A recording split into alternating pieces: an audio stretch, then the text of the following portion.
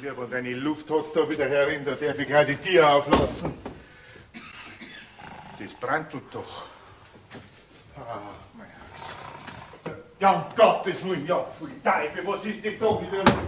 Herrschaft, Seitennummer, ich glaub's das. Opa! Ist das Maria? Opa! Herrschaft, hörst denn wieder nix? Aha, ja, was du ist? ziehst noch mal das ganze Häusl an. Was ist, Prinz, wo? Ja, freilich, Prinz. Ja. Das ganze Essen hast du wieder reinbrennen lassen. Was denn für Essen?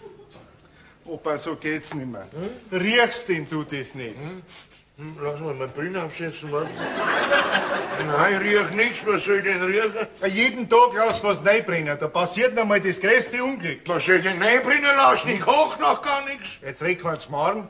Freilich hast du was auf den Ofen gestellt. Wahrscheinlich schon vor ein paar Stunden. Was das werden hätte sollen, das sieht man eh nicht mehr. Das sind bloß noch lauter Kohlen. Mach das, heb's auf, haben im Winter was zum Heizen. Und reden Sie an Schmarrn, du weißt genau, ich koch nichts mehr. Seit Oma nicht mehr lebt, wie oft soll ich das nur sagen? Opa, jetzt streit nicht wieder alles weg. Was reg mich bitte nicht auf. Ich reg dich gar nicht auf. Ich lebe gesund, biologisch, einwandfrei. Da, das Mursel haben wir gemacht, ne? Ja, da. Was? Das hast du gegessen? Ja. Opa. Was denn? Das ist ein Vogelfutter. Ja, das sind Kernl für einen Kanari. Ja. Darum waren die so hart zum Beißen. Und ich komm jetzt meckert nicht rum und mach die Tür da zirkt's rein. Ich rede ja gern umeinander mit meinem Wenhaus. Ja. Lieber, das ist doch ein Kreuz mit dir. Vogelfutter. Ja. Opa, ich hab das schon 100-mal gesagt. Wenn du dir was auf den Ofen stellst, dann bleib dabei. Setz in die Küche aus und pass drauf auf. Auf was soll ich denn aufpassen? Ich koch nichts mehr, das hab ich dir schon so oft gesagt. Wahrscheinlich war die Lydia wieder da. Ja. Ja, Frau vom Hans, meine Schwiegertochter, die macht über solche Sachen und dann schirbt sie es auf mich. Komm, jetzt vertrau nicht wieder alles, wir kennen die. Ja, so? Opa, jetzt begreif halt endlich, du brauchst unbedingt jemand, der auf dich aufpasst. Ich brauch kein Kindermädel. Wer bin ich denn? Du, sowas heißt man nicht Kindermädel, sondern Haushälterin. Pass auf, ich zeig dir noch was. Haushälterin, ja. Da, schau her. Da, das ist auch draußen gestanden. Der Schimmel 3 Zentimeter dick. War das auch die Lydia? Ja. Also es muss unbedingt jemand ins Haus, der ein bisschen auf den Haushalt schaut und auf die. Also da wird jetzt nicht mehr geredet, das ist schon beschlossen. So, von wem? Von uns alle. Der Hans und die Lydia werden auch gleich da sein. Vielleicht kommt die Gerda auch noch. Ah, das kommt der Familienrat wieder zusammen. Wird Jawohl. beschlossen, wie ich abgeschoben werden soll. Ja, ich weiß schon. Mutter, wenn du leben darf, die darf euch einen Hintern versäumen. Ja? Ja. Und dir auch. Wenn's wisst, was du für einen Dickkopf hast. Und sehen wirst, in was für einem Saustall du da haust. Opa, wir meinen es dir doch bloß alle gut. Schau, das Beste wäre, du gangst in ein schönes Heim. Ja, du hast es ruhig, sauber und gemütlich. Geh, besser kannst du doch gar nicht mehr gehen. Sei doch nicht so dumm, Opa. Ja, wenn Sie es wirklich so gut mit mir meint, warum nimmt mich dann nicht jemand von euch zu sich? Ja? Weil wir alle keinen Platz und keine Zeit haben, das weißt du doch. Ja. Das erklären wir doch schon seit 5 Jahren. Ja. Aber ich mag kein fremdes Weiberleid da herin, wo die Oma ihr ganzes Leben lang gewerkelt und geschafft hat, ne? Ja, ich mag nicht denn. Und in ein Kind und in ein Heim gehe ich schon erst recht nicht. Merk ich das? Ah, das wird jetzt der Hans und die Lydia sein. So, Grüß dich, Lydia. Nein, da stinkt's wieder. Warum macht's mir nicht einmal ein Fenster auf? Das Fenster bleibt zu. Außerdem sagt man Grüß Gott, wenn man reinkommt. Grüß dich, Gott Vater. Grüß dich Gott, Bub. Wie geht's dir denn, ha? Ja, geht. Grüß dich, gut Opa. Sag einmal, was hast denn wieder angestellt? Herrschaft, jetzt wär's mir noch schon langsam zu dumm. Aber hey, was hast denn wieder angestellt? Gar nichts mehr. Bin doch nicht dumm, oder? Ich leg mich jetzt da nieder, mach mir Mittagsschlafel und ihr könnt's mir alle miteinander gern haben. Ich hol uns ein Bier. Jetzt, Opa. Mach's uns doch nicht gar so schwer. Wir müssen die Sache halt regeln. Ich hab mir extra einen Tag Urlaub genommen dafür. Hab ich dir nicht angeschafft? Also Opa, wir machen uns nix, als wir Sorgen und Gedanken, was aus dir mal werden soll. Und dir ist alles wurscht. Das ist mir auch. Siehst du das? Ich hab das ja gleich gesagt, dass mit deinem Vater nicht zum Reden ist. Eigensinnig ist er wieder. Altersstarrsinn nennt man sowas. Hab ich erst neulich gelesen. Jetzt reg mich du nicht auch noch auf, ja? Das Ganze kostet mich schon Nerven nur. Kommt die Gerda heute auch? Ich meine, es war schon gut, wenn wir einmal alle beieinander wären. Ja, die müsst gleich da sein. Also ausschauen tut's da herin. Na also, ich geh lieber in die Küche und schau, dass ich da mal ein bisschen Ordnung schaffen kann. Ja, um Gottes Willen. Also das sind ja wirklich katastrophale Zustände. Also dieser Mensch, der da steckt noch mal in seinem eigenen Dreck. Man darf nicht gar nicht glauben, was man sieht. Sag einmal, Hans, könnt ihr den Opa auch nicht nehmen? Ich meine, ihr habt doch das große Haus. Bist denn du narrisch? Bedenk doch, von den Kindern hat ja jeder sein Zimmer. Das braucht es. Ich hab mein Arbeitszimmer und die Lydia braucht ja auch einen Raum zum Bügeln, zum Nähen und so weiter. Ja, und ein bisschen einen Freiraum brauchen wir ja schließlich auch. Wir da treten uns sowieso schon gleich in dem Häusl. Häusl mit 140 Quadratmeter Wohnfläche. Also das sag ich dir gleich. Dieses Thema ist bei uns schon ausdiskutiert. Ja, wir können den Alten nicht zu uns nehmen. Na, das ist ja gar keine Frage mehr. Ja, bitte. Und dann bin ja ich bloß die Schwiegertochter. Ja, sollen doch die Gerda nehmen. Schrei doch nicht so. Wenn du siehst, dass er gerade eingeschlafen ist. Ist ja wahr. Ich wollte nur noch mal feststellen, dass einfach bei uns nicht geht. Ja, und wie ist dann bei dir, Ludwig? Ich meine, du wärst doch allein, kannst du nicht nehmen. Was, ich? In meiner 3-Zimmer-Sozialwohnung? Das ist doch lachhaft. Du, außerdem war er bei mir den ganzen Tag allein. Der ziemt mir womöglich meine Wohnung an. Da muss eben eine Haushälterin her, ob es ihm passt oder nicht. Ich hab schon eine Anosen aufgegeben. Was wusste der Ekel doch an jeden aus? Das haben wir doch alles schon gehabt. Jetzt lass du mal deinen Krong in der Küche draus, ja? So was? Na, hätte ja gar nicht mitkommen brauchen, wenn ich meine Meinung nicht äußern darf. Nicht ununterbrochen. Das ist jetzt die Gerda. Ah, grüß dich, Gerda. Ja, Lindl, du bist auch da. Geht's noch gleich rein? Lindl, geh weiter, Kim. So. Ja, jetzt geh halt weiter. Na, Kim halt. Sie mag wieder nicht. Einen kleinen Moment, die Kim bleibt. Lindl, komm halt. Schwarz schüchtern, die Kleine, gell? Ja. Merkt nicht gleich, dass es nicht stimmt in der Familie. Ja, das kannst du wissen. Grüß euch, Gott Grüß beieinander. dich, Gerda. Mei. Es tut mir leid, es hat ein bisschen länger gedauert, aber ich hab's Lena noch vom Kindergarten abgeholt. Und? Seid schon zu einem Ergebnis gekommen? Du bist gut, wir sind ja selber gerade rein bei der Tür. Ja, und reden kannst du ja nicht mit ihm. Schau mal, er regt uns ja schon wieder sein Hinterteil her. Ja. Naja, das sind wir ja schon gewohnt. Aber heute muss einmal was geschehen, gell? Ja, ja, freilich. Also das sage ich dir gleich. Bei uns hat der Alte keinen Platz. Nein, die kommt überhaupt gar nicht in Frage. Ja, ich habe schließlich und endlich genug Arbeit mit der Erziehung unserer Kinder. Dann ist wirklich kein Platz. Grüß dich Gott. Aber weil wir gerade vom Platz reden, du hättest doch jetzt genügend Platz. Jetzt, wo der Heini ausgezogen ist. Natürlich. Auf so eine Idee kannst du auch wieder mal bloß du kommen. Als ob ich jetzt nicht genügend Sorgen und Probleme hätte. Mit meiner bevorstehenden Scheidung, dann mit dem kleinen Kind. So leid's mir tut. Ich kann den Opa wirklich nicht noch mitversorgen. Ja, und außerdem, bei mir, da wäre er den ganzen Tag allein und das ist ja das eigentliche Problem. Ja, freilich, du hast schon recht, Gerda. Ja, wir können ihn einfach nicht mehr allein Ja, lassen. eben. Ja, aber ich darf doch wohl noch was fragen, Ja, schaut, oder? jetzt hört doch euer Streiten auf. Das Beste wäre schon, er ginge nach Heim. Da müssen wir uns halt absprechen, dass noch jeder von uns regelmäßig besucht. Da wäre er dann unter seinesgleichen, kann den ganzen Tag auf dem Bankerl in der Sonne sitzen, Karten spielen, scheißen, wie er es bei uns auch immer gemacht hat. Ja, wir müssen ihm das halt recht eindringlich schildern, gell? Aber das sag ich euch, was so ein Heim kostet, da langt dem Opa seine Rente nicht. Da müsste ja jeder von uns dran beteiligen. Ja, du, aber so leid's mir tut. Ich kann momentan wirklich keinen Pfennig dazu beisteuern. Ihr wisst ja selber, dass der Heini keinen Unterhalt zahlt. Ja, Moment einmal, gell? Also, so geht's ja nicht. Bei uns zahlt jeder den gleichen Anteil. Das ist ja wohl klar, oder? Passt mal auf. Ihr braucht ja gar nicht streiten, wer oder wie viel. Jeder zahlt. Ich gehe sowieso in kein Heim. Basta. Na, grüß dich gut, Opa. Grüß dich Gott, Bist du Gerda. endlich wach? Ja, freilich. Ich habe gar nicht geschlafen bei dem Spektakel da, ne? Also Opa, wir drehen uns immer nur im Kreis. Jetzt wird eine Entscheidung getroffen, vorher gehen wir nicht. Sehr richtig. Weißt, Opa, die muss man wirklich zu deinem Glück noch zwingen. Glück? Ein Glück war es gewesen, wenn ich sterben hätte können wie dummer. Jetzt, Opa, das kannst du jetzt auch nicht sagen. Ja, wirklich nur dein Wohl im Auge. Jawohl. Wir wollen schließlich und endlich nur das Beste für dich, Opa. Ja. Schau, du weißt doch selber, dass du alles vergisst, Opa.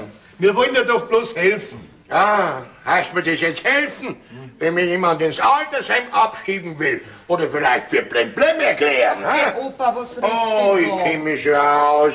Unser Nachbarn aus Mastel geht's auch nicht anders, ne? Nein, Opa, ohne deine Einwilligung kommst du nicht in ein Heim. Aber eine Haushälterin kommt her. Darüber wird nicht mehr diskutiert. Das ist beschlossene Sache. Ja, Opa, wir suchen da eine nette, ordentliche Frau, so eine in deinem Alter, und die schaut dann ein bisschen auf Ordnung da im Haus. In meinem Alter? Ja. Ich mag keinen so einen alten Zapfer. Ich mag eine Junge. Also, Opa, Warte. du wirst ja nicht nur dumme Gedanken im Kopf haben, hein? Warum denn nicht? Also, Opa! Das hilft nichts. Ich muss jetzt schnell nach dem Kind schauen.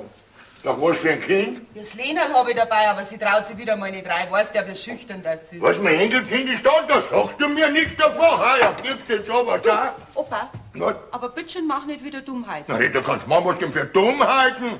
Na, lass mich doch zu meinen Ihnen aus. Ich muss doch näher kommen. Ja, was ist das? Der Lena, ja, die jetzt geht da. Dann halt wieder Lydia in der Küche. Ich habe nicht, dass das Opa tut. Also, ich sag dir was, Hans, mir tut der Vater leid. Eine solche eine Freude hat er an dem Kind. Die Gerda darf er drei Hefter kommen mit dem Mädel. Was der für einen Schmarrn herritt an das Kind, das ist unwahrscheinlich. Was? Schau ja her. Ja, was, Lena? Die Siebschaft da drin, die hängt mir direkt zum Hals raus. Ja, ja. Jetzt stell dir mal vor, Lena, den alten Opa wollen sie in ein Altersheim reinstecken, aber da bleibt ja noch der Schnabel sauber. Was, ich machst ein paar Platzerl, Lena. Machst die Finger ein paar Platzerl, ja, ja. Ja, sehr gut, ja, warte mal, da, ein Platzerl, da haben wir doch. Ja, so. Jesus, jetzt tu nur grad langsam. Das ist so. Du, Opa! Lass ihn da ein bisschen im Frieden, der ist jetzt gerade beim Lenerl draußen. Ja, ich werde ja wohl noch was fragen dürfen, oder? Opa! Ja. Opa, wo hast denn deine schmutzige Wäsche, dass ich es gleich mitnehmen kann? Aber was denn für Wäsche? Opa, was denn für eine Wäsche? Ja. Du wirst doch einmal in der Woche deine Wäsche wechseln. Muss ich das? Opa? Ja? Also, komm, mach keinen Schmarrn, sag mir's, wo hast du es? Weiß ich nicht. Opa! Ja? Du wirst mir doch nicht weismachen wollen, dass du die ganze Woche in ein und demselben Quantel rumlaufst. Ja, abends schnell, wenn ich ins Bett gehe. Opa, du wirst doch zumindest einmal in der Woche eine frische Unterwäsche und frische Socken anziehen. So oft? Was? Warum? Also ich weiß gar nicht, was ich sagen soll. Nein, jetzt wird mir natürlich so manches klar, warum es in diesem Haus so stinkt. Hans, jetzt sag halt du auch mal was. Der Opa ist halt ein bisschen Wasserscheu. Ja. Indem, dass ich kein Frosch bin, ne? Es ist mir natürlich klar, dass ihr wieder zusammenhaltst. Du bist ja auch nicht besser, wenn ich nicht immer auf dich aufpassen darf. Also, Opa, Ja. jetzt einmal eine Frage. Ja. Nur so zum Beispiel, gell? Beispiel, ja. Wann hast du denn zum letzten Mal deine Füße gewaschen? Zum Beispiel, meinst du? Ja. Warte mal, zum Beispiel. Was haben wir denn heute? Mittwoch. Nein, ich meine nicht den Tag, ich meine das Jahr. Opa!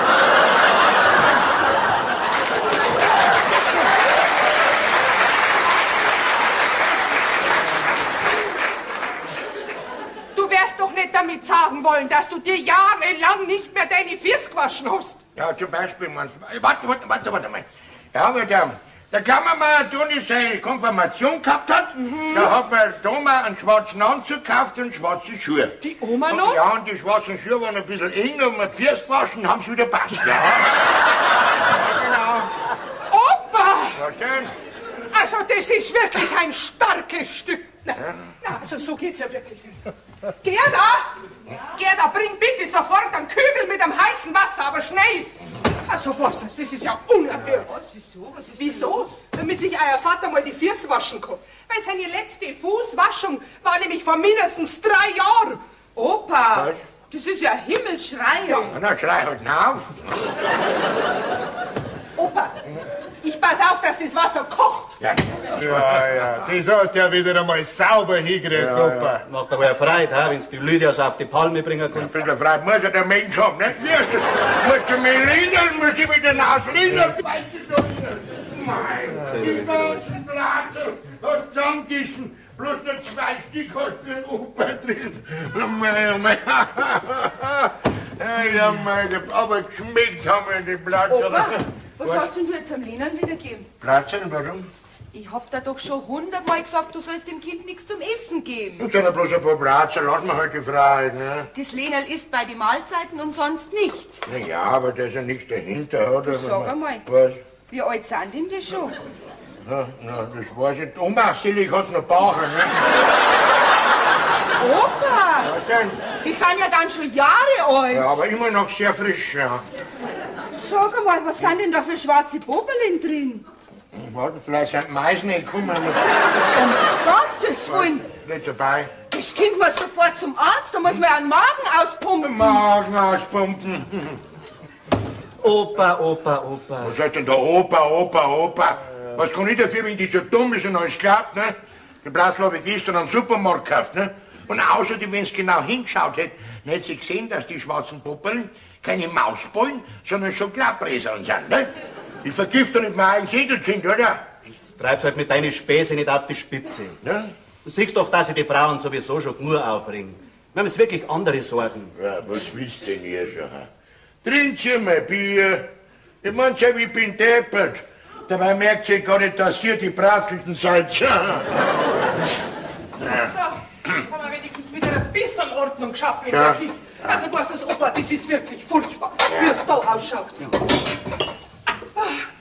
Ja. Opa, was mir gerade einfällt, Ja. sag mal, hast du eigentlich dein Geld schon gefunden? Nein, ist mir auch wurscht, ich brauch keins. Und wenn ich mal nicht mehr bin, wird es schon gefunden werden. Opa, das Geld gehört nicht ins Haus. Wer sagt denn das? Wer sagt denn das? Also, bitte sagt's. Ach, ihr zwei seid das sein. Geh da! Ja. Geh mal rein da, bitte. Ach, es ist wirklich nicht zu fassen. Was ist denn? Bitte.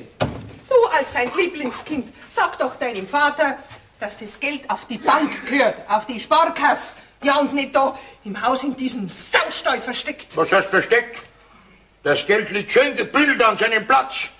Bloß habe ich den Platz vergessen. Jetzt Vater, pass auf. Ich komme den nächsten Tag einmal allein zu dir und dann suchen wir das Geld gemeinsam und tragen es gemeinsam auf die Bank. Da bin ich strikt dagegen. Herrschaft Opa, muss man sich bei dir immer an mundfußlich reden? Das Geld gehört halt einmal auf die Bank. Da kriegst du gerade Zinsen dafür. Sei doch nicht so dumm, Opa. Jetzt wäre ich schon langsam grimmig, gell? Jetzt geht ja schon langsam aus meiner Reserve heraus, gell? Bei euch was bloß, ihr seid ja nicht so dumm, Opa. War ich vielleicht dumm, wie ich mein ganzes Leben lang gearbeitet habe? War ich vielleicht dumm, dass ich 3 Kinder großgezogen habe? Oder war ich vielleicht dumm, dass ich mein ganzes Leben lang gespart habe? Oder war ich vielleicht dumm, dass ich den Riecher gehabt habe und das Häusl gekauft habe, bevor die Geldentwertung war? Oder war ich vielleicht dumm, dass ich zu einer Mama gehalten habe, in guten und in bösen Tagen, und dass ich mich nicht scheiden habe lassen beim ersten Krach, wie es heute üblich ist? Oder bin ich vielleicht dumm, weil ich jetzt alt bin? Wie langsam trifft mich der Schlag? Jetzt reg dich doch nicht gleich so auf, Opa. Jawohl. Das ist doch nicht so gemeint. Schau, wir wissen doch alle, was du alles geleistet hast in deinem Leben. Das ist halt so eine Redensart. Aber die gefällt mir nicht, aber narisch. Opa, wo hast denn deine Tropfen? Brauch keinen Tropfen, brauch einen Schnaps. Herrschaft Opa, musst jetzt du immer in Opposition gehen.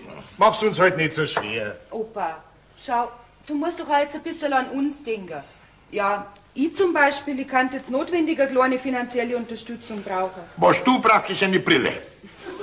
Damit du den Schokoladenbrezel nicht für Mausballen anschaust, ja? Ja, ich hab's ja gemerkt, dass die Kekseln frisch waren. Alter. Aber schau, jetzt wo ich mit dem Lehnerl allein bin und für alles sorgen muss, und wenn ich mir vorstelle, bei dir, da verschimmelt das Geld in irgendeiner Ecke. Mein Häusl ist trocken, da verschimmelt nix.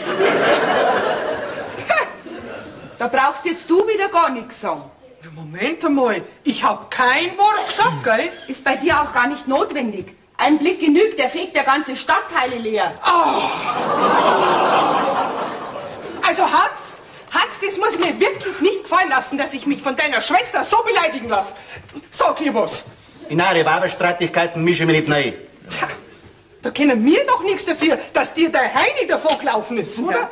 Ich war mir gar nicht so sicher, ob dir nicht einmal das Gleiche passiert. So wie du mit dem armen Hans umspringst. Du Gei, lass du unsere Ehe aus dem Spiel. Jawohl, die ist nämlich intakt und glücklich. Sagt es der Gerda.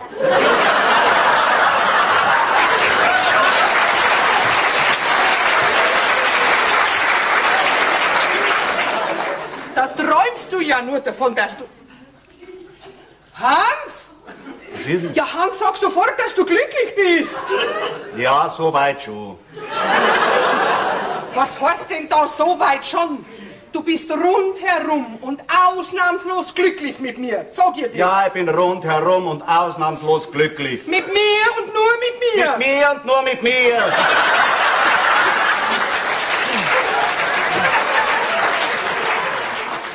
So, jetzt hast du es gehört.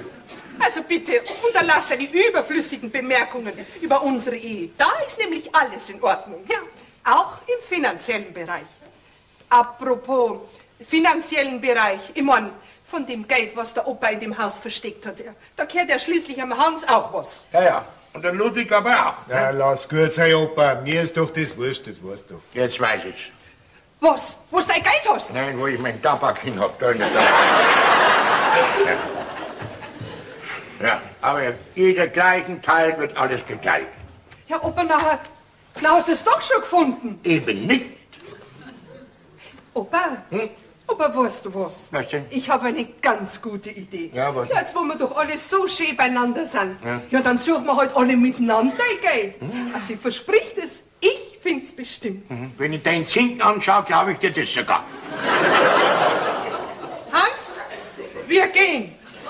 Das habe ich wirklich nicht notwendig, dass ich mich von deinem Vater so demütigen lasse für alles, was ich für ihn tue. Oh, jetzt reißt's mir aber bald, ne?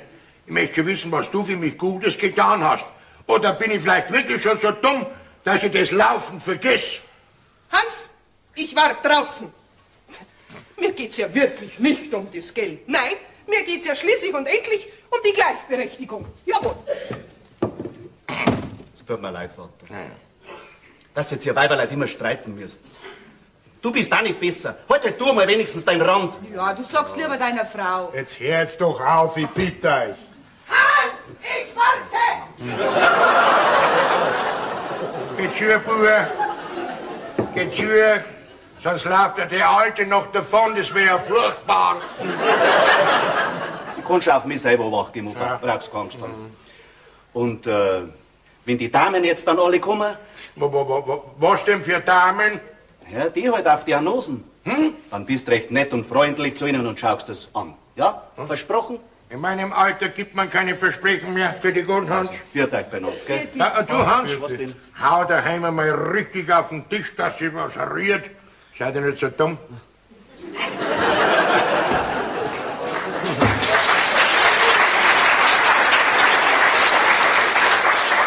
So, Opa. Ja? Und ich richte jetzt ein Wasser her. Jetzt werden die Füße gewaschen. Oh, hör auf mit dem Bläschen. Na, Opa, Was? geht's dir jetzt wieder besser? Du kennst mich doch, ich bin ein zäher Knochen. Ja, mein Lieber, was soll das noch werden mit dir? Wann es bleibt alles, wie es ist und wie es war. So, Ja, aber gell, die Haushälterin schaust du an, wenn's kommt. Versprich mir das. aber nur dir lieb. Weil du bist mir der Liebste und bist der Oma so ähnlich, ne? Ja. Deswegen, aber anscheinend tun wir es. Vom Poiten habe ich nichts gesagt. Naja, Wann reisen denn die Damen an? vielleicht schon morgen. Schön. Die Annonce ist heute in der Zeitung. Wenn du nicht ein erwachsenes Mannsbild wärst, Hä? müsste der jetzt eine runterhauen. No. Ja, deinem Vater sozusagen entmündigen. Jetzt komm, jetzt fang nicht wieder von vorne an. Ja. Du bist nämlich nicht so dumm, dass du nicht weißt, dass du alles vergisst. Ja. Ja, sogar das Waschen. Das ist das Allerüberflüssigste überhaupt, ja.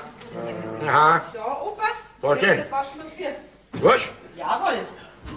Jetzt, riech einmal. Warum? Das riecht gut. Da habe ich ein kölnisches Wasser rein. Da. Was, ein Kölnisch? Ja. Ja, spinnst denn du? Ich wasch mir doch die Füße und keine edlen Körperteile. Jetzt tut deine Socken aber, komm. Aber nicht für euch. Was? Ich schäme mich.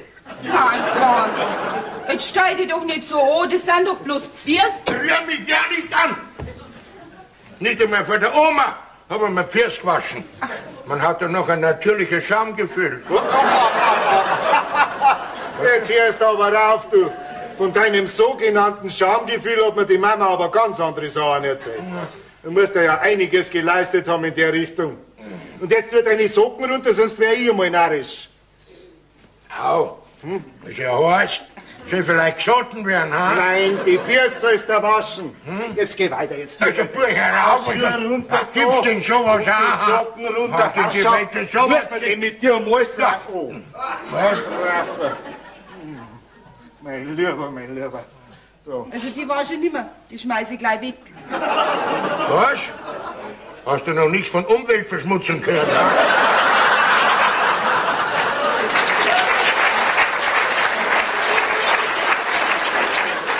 Die werden gewaschen. Oh, ist das gut? Meist ist schön.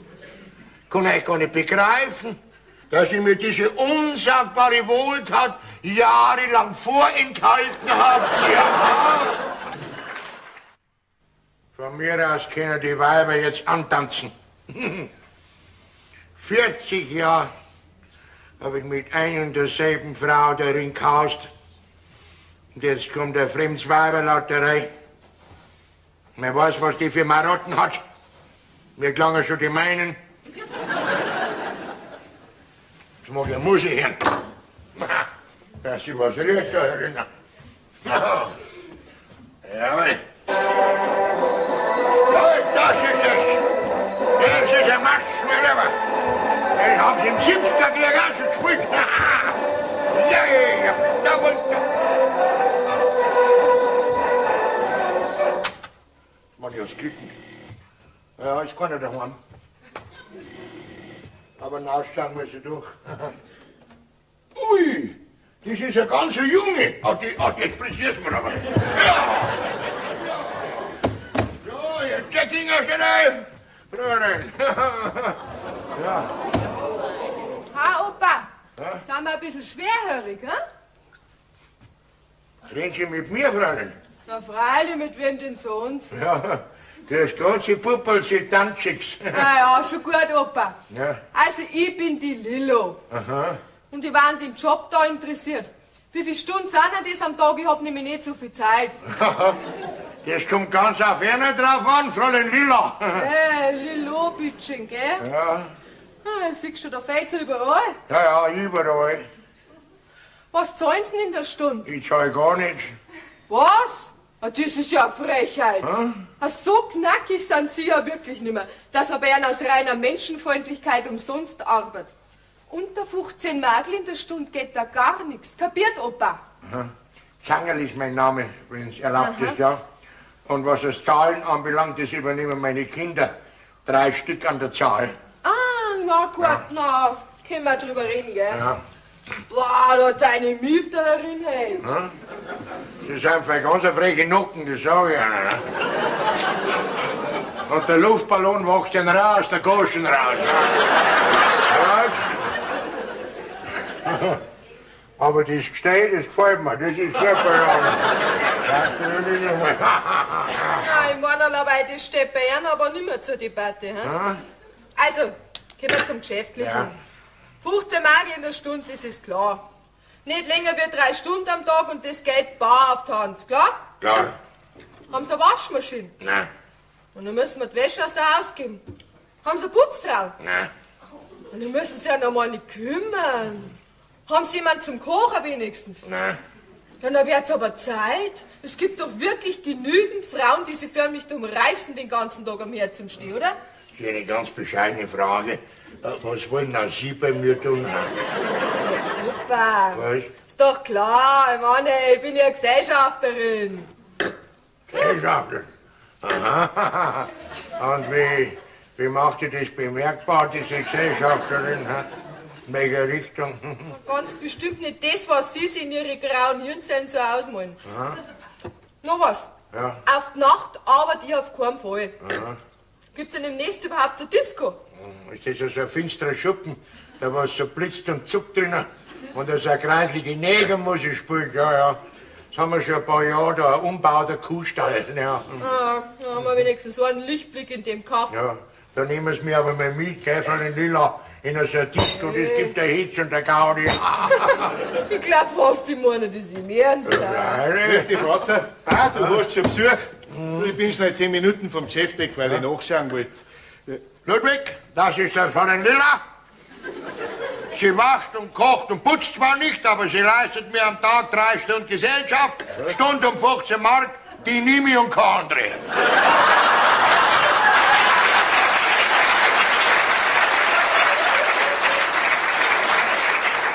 Hi, ich bin die Lilo. Der Opa und ich, wir sind uns soweit schon einig, gell, Opa, als Ratscher? Der Lotta. Vater, schick die sofort weg, die ist viel zu jung für dich. Und arbeiten mag's auch nix. Da brauchst du gar nicht duschen. Schaut dir mal das Gestell und ich die Kuppel an. Ja, von der Lilla, stehen Sie mal auf, mein Bub möchte einer von hinten aussehen, drehen Sie ihn mal rum. Was? Ja. Möchte er mein Gebiss vielleicht auch noch sehen? Was? Sind wir da am Viehmarkt oder was? Nein, bleib's nur grad sitzen, Fräulein. Unser Opa macht gern immer ein bisschen einen Spaß, gell? Aha. Im Übrigen glaube ich nicht, dass Sie das sind, was wir eigentlich suchen. Nicht? Ja, was suchen Sie nachher? Sie nach sowas wie ich bin. Da können Sie ja noch normalerweise die Haken abbrennen, das ist schon klar, oder? Klar, die mag ich und keine andere. Schauen Sie, Fräulein Lilo, gell? Wir brauchen jemanden, der da herin für Ordnung sorgt und auf unseren Opa schaut, nicht? Wir können ja nicht für jeden Handgriff eine eigene Frau anstellen, das verstehen Sie doch. Also tut mir leid, wenn Sie sich umsonst bemüht haben, aber Die mag ich und keine andere. auf Wiedersehen, Fräulein Lilo. Na, hoffentlich nicht. Ja, und was ist mit meinen Fahrkosten? Was? Ich hab ja auch Spesen gehabt. Wie viel haben Sie denn ausgegeben? Ja, das sind jetzt einmal 6 Mergel für den Bus hin und zurück. Und dann hab ich da drüben noch so einen doppelten Cognac gekippt. Das sind 8 Mergel. Ja, da haben Sie 20 Mark und jetzt verschwinden Sie bitte schön. Eine Frechheit ist das. Protzige Nasen aufgeben, die Leute Herbststein und unter fadenscheinige Ausreden wieder heimschicken. Wissen Sie was? Sie können ja überhaupt froh sein, wenn Sie so eine Bläde finden, die dem alten Ohrwaschelkaktus einen Dreck wegputzt. Für die Gottschnecker, schau, dass aus uns zwei nichts geworden ist, gell? Wir hätten ein paar schöne Zeiten verbracht, gell?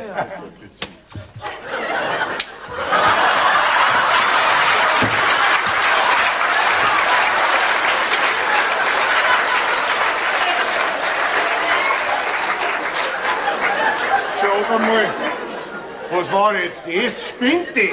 Das war ein Watschen, eine Ohrfeige und ich war halt berechtigt. Was? Warum musste ich mir diese lila Konstruktion vermasseln haben? Wir hätten sogar schon passt. Ja, du glaubst doch nicht, dass wir 15 Mark in der Stunde zahlen? Bloß, dass da so ein junger, aufgetakelter Besen rumhockt und du ja schöne Augen hintragen kannst. Mein Lieber, da bin ich ja gerade noch im richtigen Augenblick gekommen. Na, da bist du im falschen Augenblick gekommen. Ja, aber bitte von mir aus, wenn ich nicht mehr selber entscheiden kann, dann macht's was willst. Ich mag sowieso keine. Vater, jetzt fang nicht wieder von vorn an. Wir waren uns doch einig. Oder? Also, ich gehe jetzt wieder. Du, geh, und dass das klar ist. Du nimmst keine unter 30. Mark. Ja! Bleib, ich mach auf. Jetzt, meine, kommt die nächste. Jetzt lass mich doch da rein.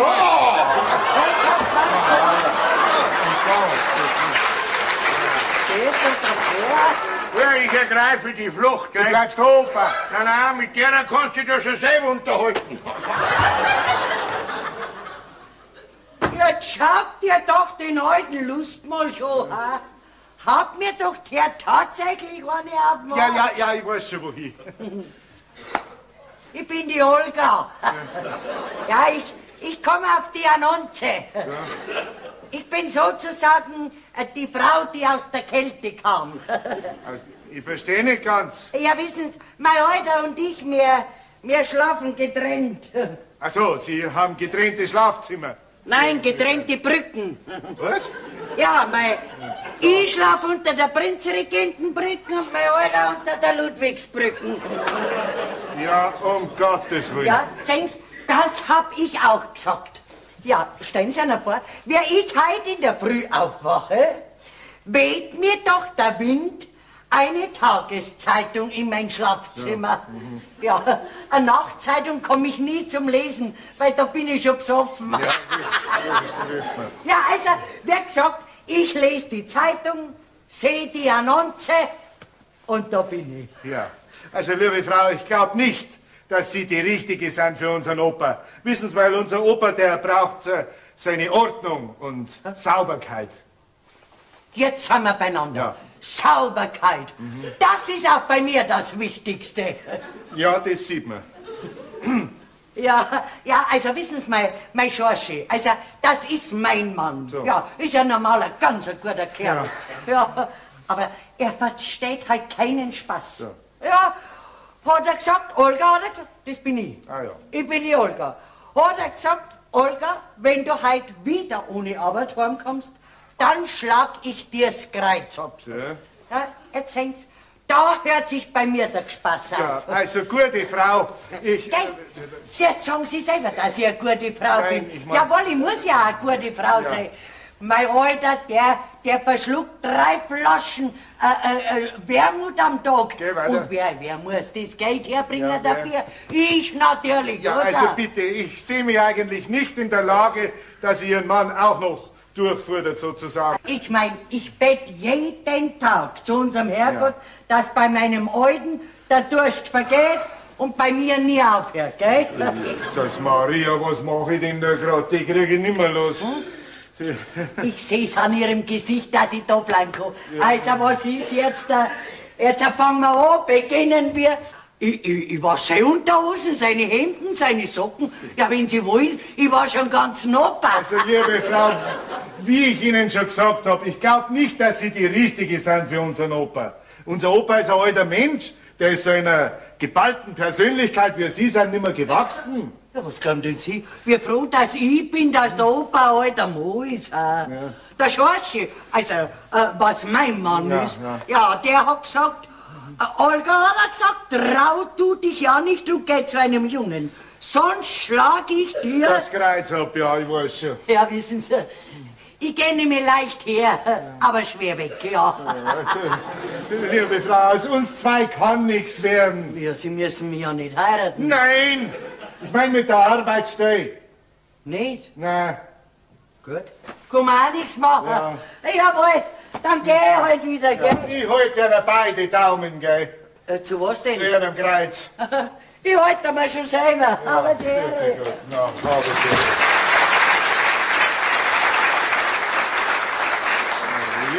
Lieber, die hätten wir jetzt bald geschafft. Entschuldigen Sie, Das ist schon dass ich wieder Ihnen was noch mal ist denn? störe, aber draußen im Gang, da hängt eine wunderschöne Juppen. Was? Sie, die hätte gerade die Größe von meinem Schorschi. Das ist ja ein Opa, sein Sonntagsjuppen. Für was braucht denn dieser alte Kakadu noch eine Sonntagsjuppe? Der soll am Sonntag daheim bleiben.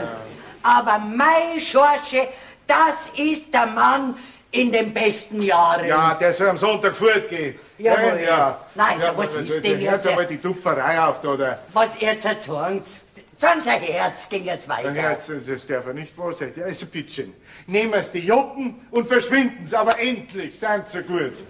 Ich werde meinem Schorschi sagen, was Sie für ein großartiger Mensch sind. Wiederschauen. Habe die Ehre. Aber die Ehre, ja, ganz habe die. Halt! Die Juppen, habe ich gesagt, die Hosen bleibt hängen. Nein, Tommy! Ja, freilich. Ja, mein Lieber, die hat mir jetzt wirklich geschafft. Also, wenn da nichts Besseres nachkommt, kann ich den Opa sogar verstehen. Ja, also, Jesus Maria, jetzt bin ich schon gleich eine Stunde da und für nix und wieder nix. Jetzt wird's aber Zeit, mein Lieber. Lockt mir der meine lila Konstruktion zum Hausnass. Die hat mir so gut gefallen. Genau, solche Augen und eine Architektur. Habe ich den mal Pfeifen draus liegen lassen. Na, sowas haben wir mir ja genau.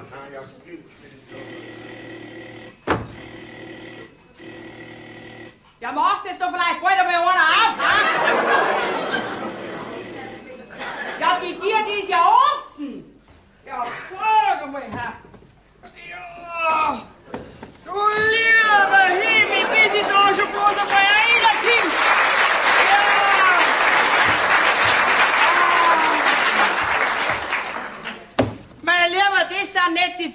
nicht da herin. Die Türen nicht abgespart und kein Mensch nicht da. Ausschauen tut's da herin. Ausschauen. Also was in diesem Haushalt fehlt, ist mit einem Wort gesagt. Und zwar die Irma Gragler. Das bin ich. Hallo? Hallo? Na, du rüstiger N60er, lass dir mir anschauen. Wie schaut's denn aus? Hallo? Ja, du lieber Himmel. Da drin schaut sie aus, als ob die Hoten Toten gehaust hätten. Ja, du hörst dich. Aha, Parteiverkehr, rührt sich schon was. Geht schon auf beim Schichtel. Werden wir gleich haben. Was wollen denn Sie? Ja, Moment, aber lass uns wieder. Da geht gar nichts mehr, ich bin schon wieder. Was? Ja, freilich. Mein Gott, na, sind diese Frauenzimmer aufdringlich, na. Die wollen sie einfach in eine fremde, unabgesperrte Wohnung reindrücken. Sowas darf mir überhaupt nicht einfallen. Ich verstehe sowas Sagen gar Sie mal, nicht. wer sind denn Sie? Ich bin die Irma Gragler. Ich komme auf diese Annose und ich nehme den Posten. Aber es ist ja kein Mensch nicht daheim. Da schau her. Und da gehen Sie einfach in eine wildfremde Wohnung. Ja, was machen denn Sie? Ja, Moment einmal. Ich bin schließlich und endlich die Schwiegertochter. Ach so. Ja, und Aha. ich wollte halt einmal beim Opa nach dem Rechten schauen. So, ein Opa ist also da. Ja. Aha. Naja, ich meine, das ist aber jetzt ganz gut, dass wir zwei uns unterhalten können. Wissen Sie, unser Opa, wie soll ich sagen, ist einfach ein bisschen schwierig. Kann das Wasser nicht mehr halten? Nein, so schwierig ist er nicht. Aber unser Opa hat einen furchtbaren Dickkopf. Und eigensinnig ist dieser Kerl. Ja, das macht nichts. So? Ich bin 30 Jahre mit so einem Kaliber verheiratet gewesen. Und, schau ich deswegen recht mitgenommen aus? Das eigentlich nicht. Nein, da haben Sie recht. Naja, also ich meine, Sie müssten sich halt hauptsächlich um den Haushalt kümmern. Ja, freilich. Dass alles in Ordnung geht und bitte vor allen Dingen darauf achten, dass der Opa regelmäßig seine Wäsche wechselt. Ja.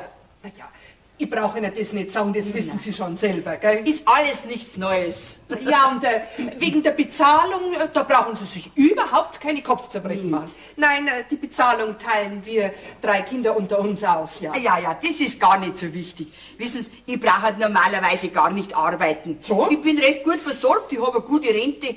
Aber mein Gott, na, mir ist halt allein zu langweilig, nicht?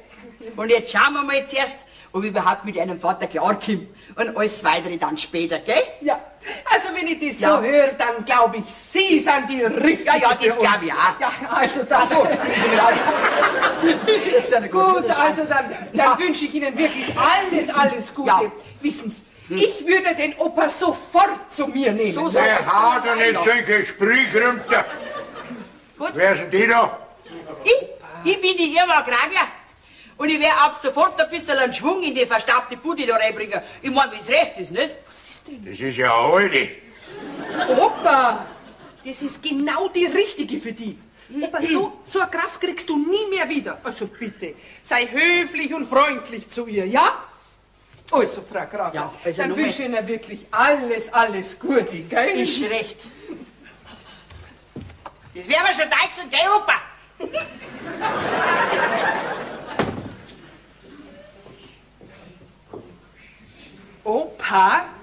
Opa, ich warne dich. Die Annosen hat einen Haufen Geld gekostet.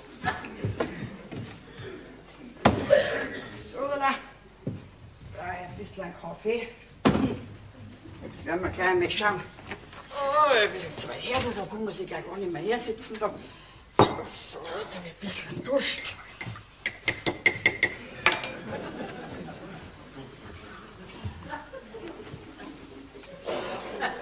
Schmeckt der Kaffee? Das ist ein ganz billiger, gell? Das merkt man gleich. Ich bin ja nicht der Scheich von Rachmadam. Außerdem habe ich einen gar nicht eingeladen. Wen kennen die Koffer da? Ja, mir halt. Oder ist sonst noch wer da? Wollen Sie da Ihre Zeit aufschlagen? Nein, also mit Zetteln habe ich es gar nicht. Mir war schon recht, wenn irgendwo eine freie Kammer war. Ich bin nämlich von Deisenhofen drüben. Und da kann ich nicht alle hin und her fahren. Das müsstest du doch einsehen, oder? Ja, das schon, aber... Was aber? Aber ich bin es nicht gewohnt, da fremdes Weiberleute um mich herum, ne? Da werden wir gar nicht gefragt, da kommt eine rein mit 25 Koffer. Hallo, 2 bitte. Das ist ja das gleiche, 25 Koffer und ich muss damit zufrieden sein, ob mir das passt oder nicht. Na, jetzt, wir zwei werden uns schon noch kennenlernen, jetzt haben sie keine Angst. Jetzt schauen sie nicht so lange rein. Ich bleib jetzt da und ich bin jetzt da und dann wieder aus passt er. Wo ist die freie Kammer? Oh, das ist ein freches Luder. Da auf, die erste Tür rechts. So, dann greift man gleich an. Weiter, Opa, bring den anderen Koffer, schick dir ein bisschen.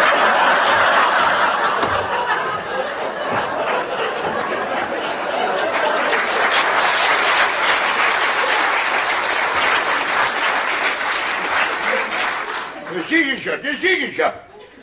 Mit meinen ruhigen Rentnertagen ist da vorbei. Also na. Die Taschen, nein!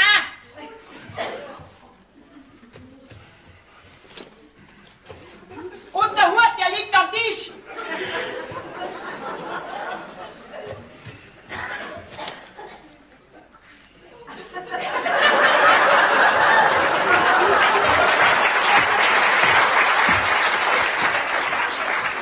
Ja, Teufel nochmal nehmen, lieber.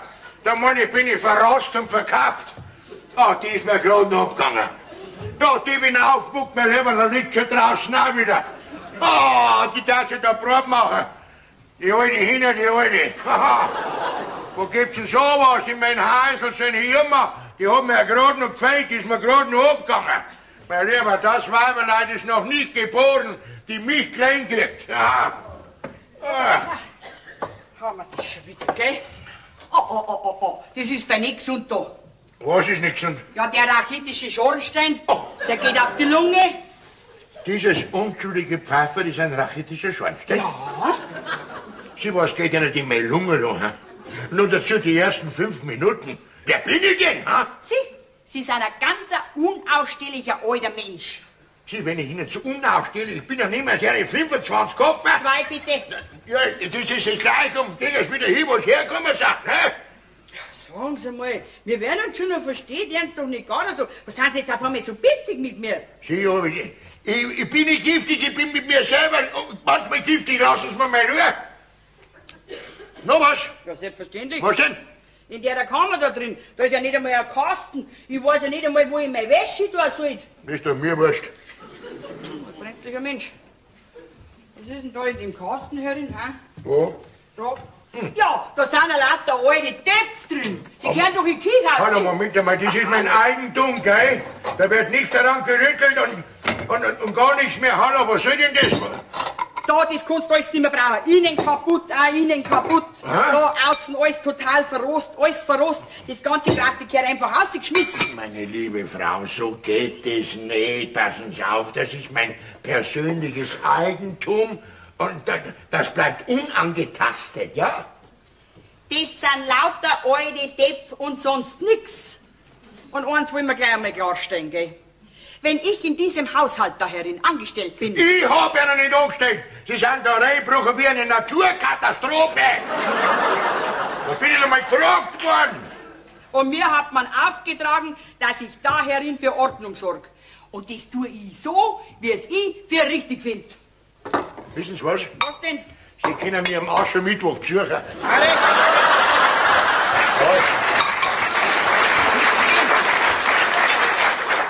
Und jetzt gehe ich mich beschweren. Ja, wohin denn?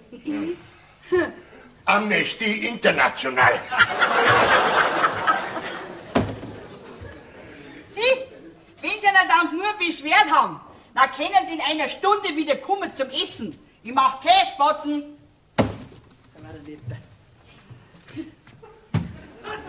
Auf Ihre batzigen Kässpatzen ist hiermit gepfiffen. Ja, aber jetzt einmal langsam, gell? Also das habe ich nicht notwendig in meinen alten Tagen, dass ich mich vor so einem alten Bauern da von so einem Zahnluckerten auch noch zusammenschimpfen lassen muss, ha? Was? Sie passen auf. Was denn? Ob Ihnen das passt oder nicht, das ist mir wurscht. Ich leide in meinem Haus kein weibliches Wesen und schon gleich gar nicht so einen alten Besen. Und sonst nehmen Sie Ihre Koffer wie Ihre 25. Das ist das Gleiche und gehen es wieder dahin, wo Sie herkommen sind. Aber Avanti! sonst werde ich Grante.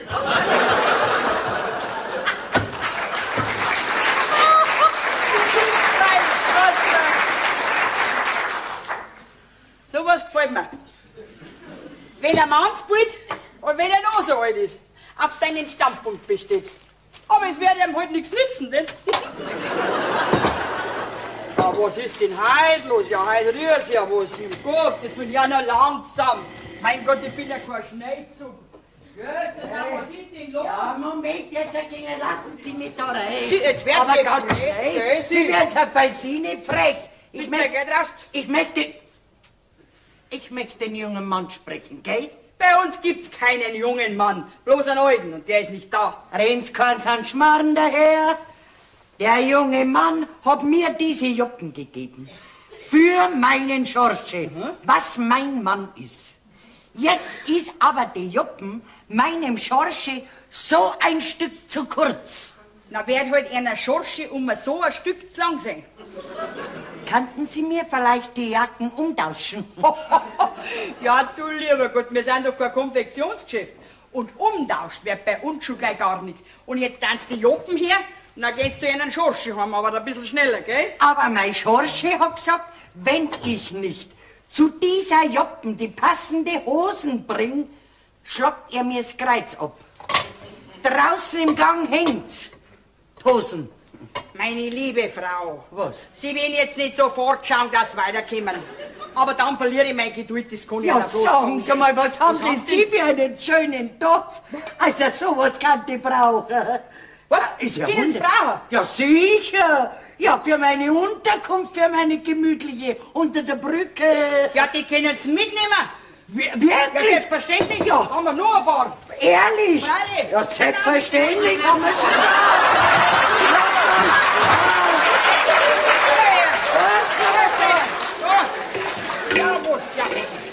Ja, das ist ja schön. Das ist ja wunderschön. Das geht weit, gell? Na, nicht so kinderlich. Also Sie, der Rock war auch schön, kannten Sie den nicht? Also, ich wär's meinem Schatzi sagen, gell, was Sie für ein brave Frau sind. Gott, das ist ein freches Luder. Ha? Ja, um Gottes Willen. Halt. Die hätte ich bald vergessen. Oh, die brauche ich für den Flohmarkt. Mein lieber Schwan, da bleibt gar mir der Schnaufer weg. Aber wenigstens sind die alten Töpfe weg. So, und jetzt greife ich in der Küche. Meine Koffer, die kann ich dann später auspacken.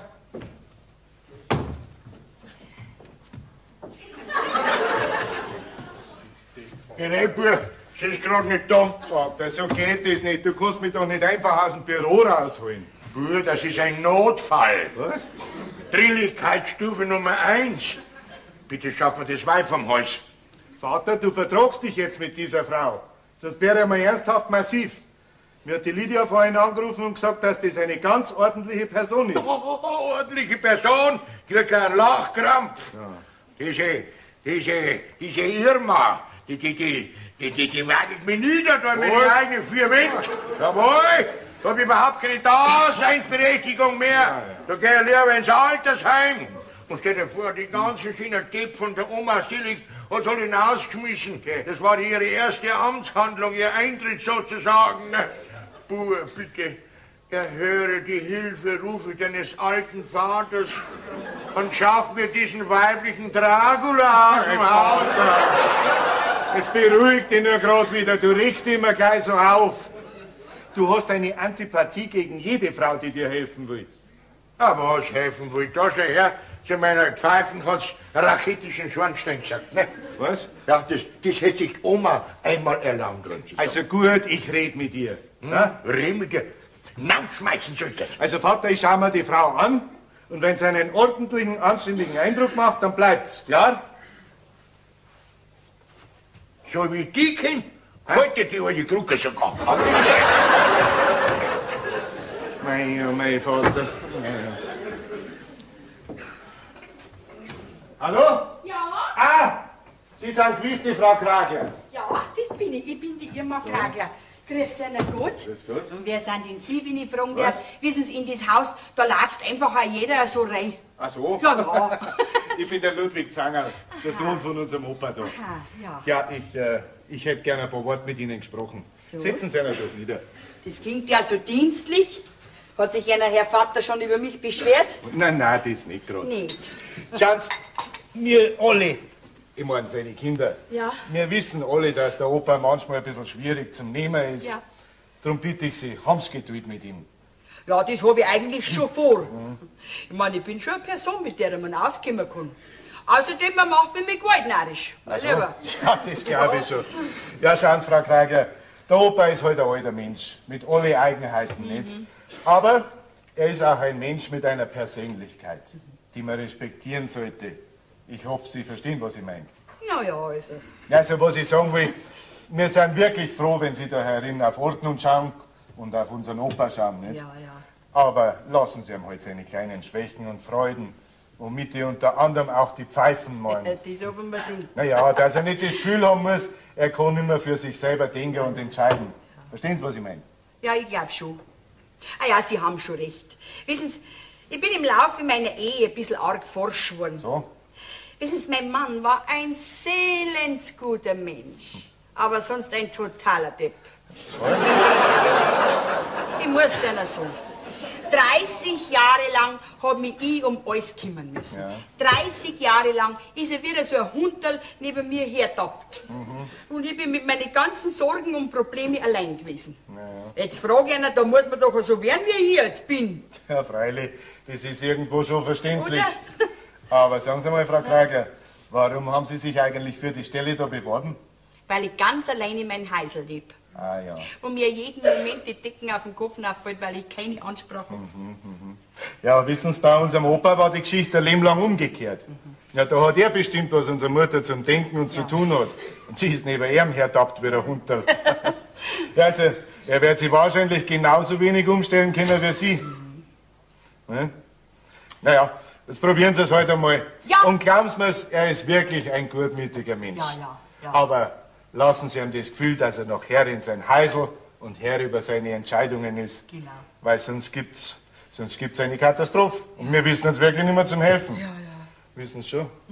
Der letzte Ausweg für ihn wäre dann das Altersheim. Also ich probier's einmal. Mit ihm? Nein, mit mir. Ach so? Und wegen dem Finanziellen, da machen Sie ja keine Sorgen. Jetzt schauen wir mal zuerst, wie wir überhaupt mit den alten Herren klarkommen. Ja, nicht? genau. Und in 4 Wochen reden wir dann wieder weiter. Dankeschön, Frau Kreisler. So machen wir's, ja. Sie gefallen mir. Ja, das glaube ich.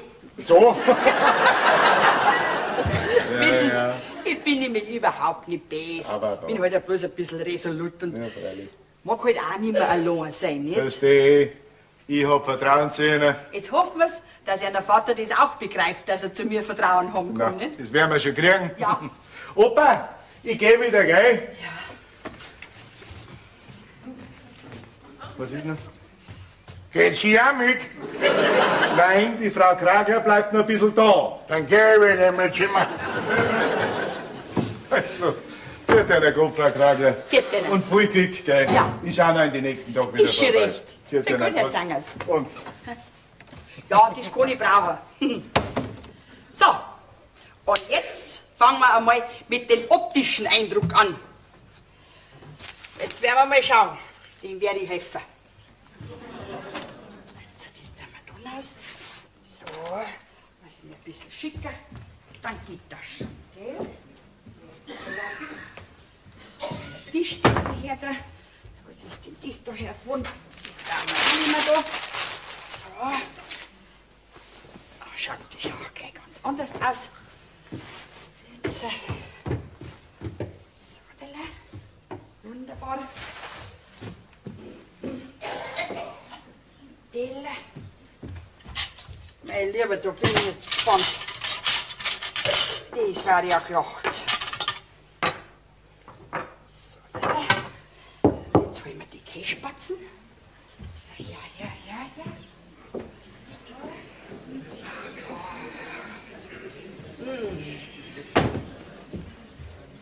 So.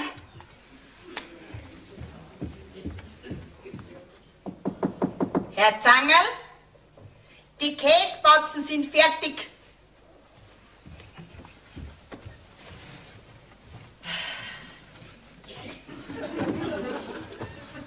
Ich wiederhole,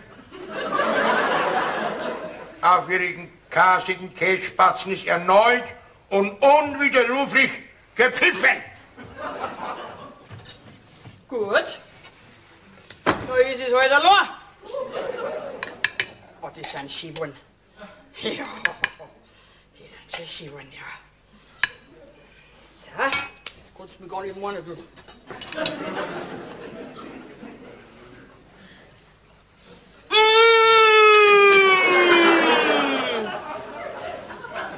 Sind die Kässpatzen gut? Und die Zwiebeln so resch. Und die Spatzen so saftig. Sind die gut? Nein, sind die gut halt.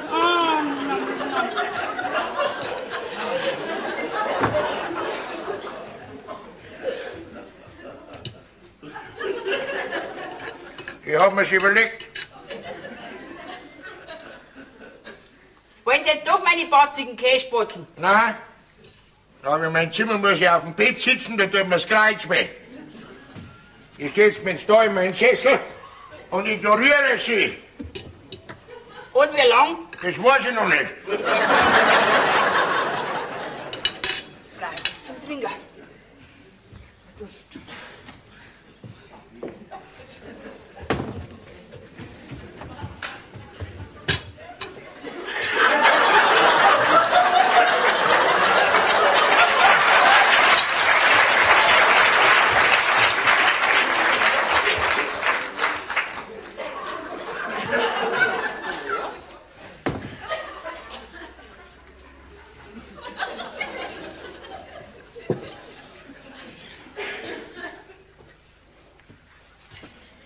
Herr Zangerl, ich hätte da einen Vorschlag zu machen.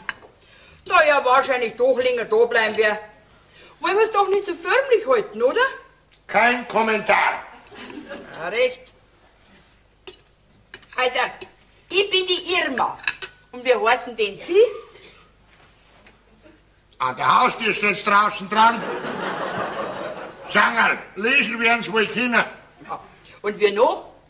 Was heißt wir noch? Na ja, Sie werden doch einen Vornamen haben, oder? Ich wünsche nicht von Ihnen geduzt zu werden und verbiete mir jede Vertraulichkeit. Dann halt nicht. Franz heiß ich. Bin schon kein Rührchen. Da schau her. Franzl. Franz, nicht Franzl. Na ja, jetzt no. Wir zwei werden uns schon noch verstehen, oder? Was ist, Franz?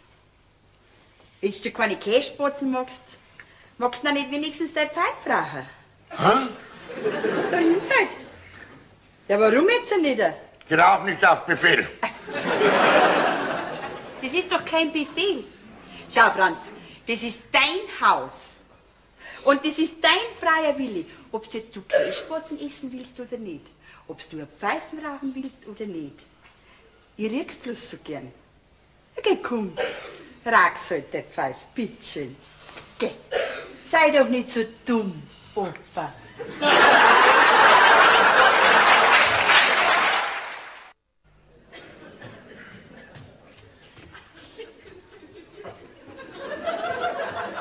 Jemma, bringst mir jetzt mein Wasser scharf für den nicht?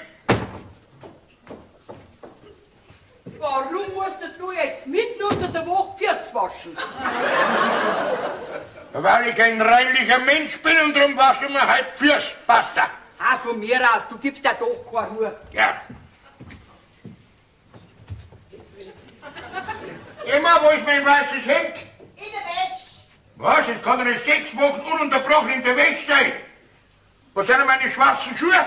Beim Schuster? Ja, die habe ich das ganze Jahr nicht da. Dann brauchst du es halt auch nicht.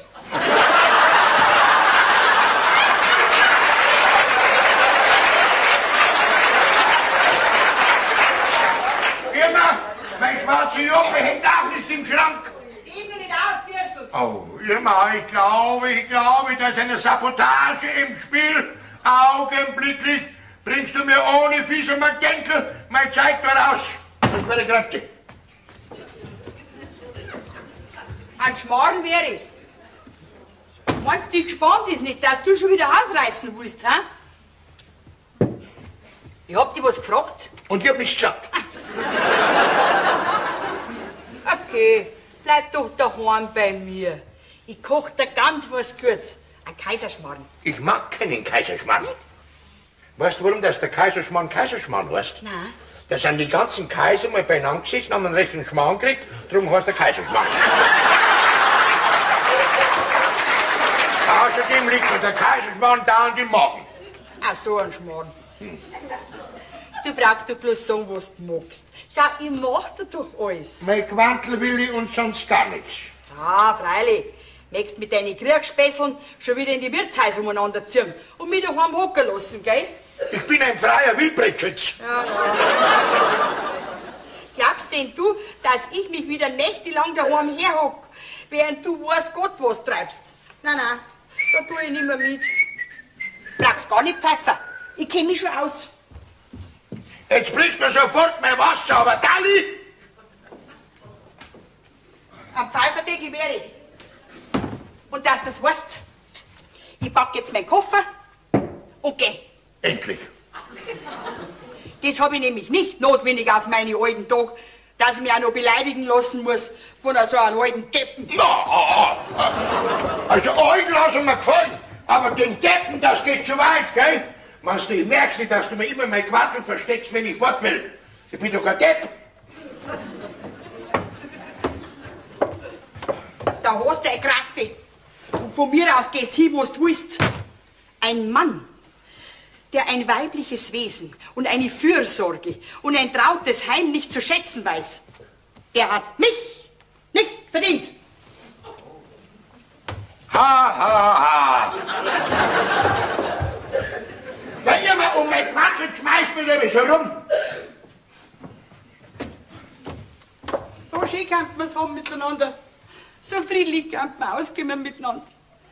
Wenn du nicht alle paar Wochen deinen Rat begründet hast. Und warum krieg ich? Weil du dauernd hinter mir herlaufst wie der Glucker. Weil du mich da an der Leine hast wie ein kleines Hunterl. Und was erschwerend hinzukommt, mir dauernd mein Quantel verstecken, wenn ich fort will. So, und jetzt spinnst du nicht mehr und gehst zurück in deine Kommandozentrale. Jetzt brauchst du dann bloß nur sagen, dass man es mit mir nicht aushalten kann. Nicht ununterbrochen.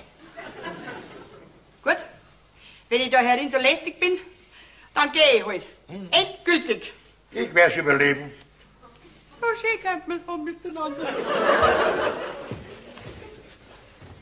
Tja, jetzt ist die Luft draußen.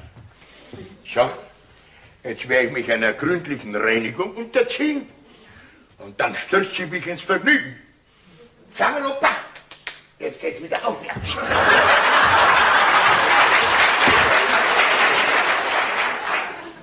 Um Gottes Willen, aber Frau Kragler, so red's doch, was ist denn los? Ja, und wo ist denn der Opa? In der Küche ist er drin und tut sich waschen. Waschen? Ja, waschen. Freiwillig? Freiwillig. Und das macht er immer öfters. Okay. Sie, da britschelt er dann mindestens eine Stunde lang umeinander und wascht sie von oben bis unten. Und dann ist er fort. Dann sich in ein paar Tagen und ein paar Nächten nicht mehr. So was? Ja. Ja, wo ist er denn da? Das, wenn ich wüsste, dann wär's mir wohler. Wird er sich schon bei so Frauenzimmer rumtreiben, weil er es gar so arg mit der Reinlichkeit hat. Okay, das ist doch gar nicht möglich. Der Opa in seinem Alter. Puh, für sowas, für so eine Dummheit, ist doch ein Mannsbild nie zu alt. Und solche Frauenzimmer gibt's auch gerade nur. Okay. Auf alle Fälle hab ich auch bloß Nerven. Meine Koffer sind schon packt. Okay, Frau Kragler. Ja. Das dürfen Sie nicht. Da schauen Sie können den armen, hilflosen Mo doch jetzt nicht allein lassen.